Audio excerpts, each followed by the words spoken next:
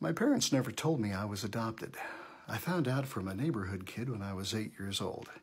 Our families were friends, and he came over one day to play and said, "Hey, I just found out that you're adopted like I am. Isn't that cool?"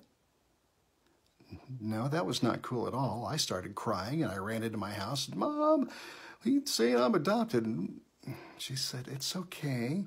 We chose you as a baby to be our family. And everything's good, isn't it?" Yeah, everything was good. We were all a very happy, tight-knit family. And I was raised as an only child. Now, when I moved back to Joplin, after leaving my job in Tucson after my first divorce, my parents were basically dying. And the day after my dad passed away, my mom said, "Well, Dad never wanted me to tell you the whole story about your adoption. Do you want to listen to it?" I said, "Well, yeah, what happened?" And she said, "Well, you know Aunt Peggy and Uncle Floyd?" "Yeah." "Well, Floyd has a brother named Alvin. And way back in 1953, he got a couple of young ladies pregnant. One was 16, one was 19. The 19-year-old was your birth mother. The only trouble is her husband was stationed in Korea during the Korean War. Back in 1953, war was going on, and you were a problem. But they knew that we couldn't have kids, and we wanted a family so bad. And they found a solution.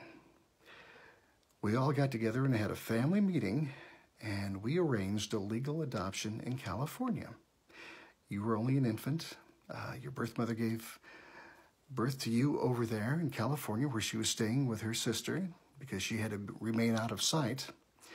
Anyway, Alvin married the 16-year-old. They went on and had 7 more kids. And Alvin and Norma, your birth mother, had another son. You have a full brother. I'm finding this out when I'm like 30 years old. So Mom said, "Hey, if you'd like to meet your birth parents, I can arrange that." Well, yeah, I guess so. So arrangements were made, and my wife Cheryl and I went out to Arizona and bought my birth parents dinner at Red Lobster. And they had been seeing each other behind their relative spouses' backs all these years, had that other kid named Randy, who I never met, and he died last year. But you know, adoption turned out to be a really, really good thing for me because, you know, I had a great life.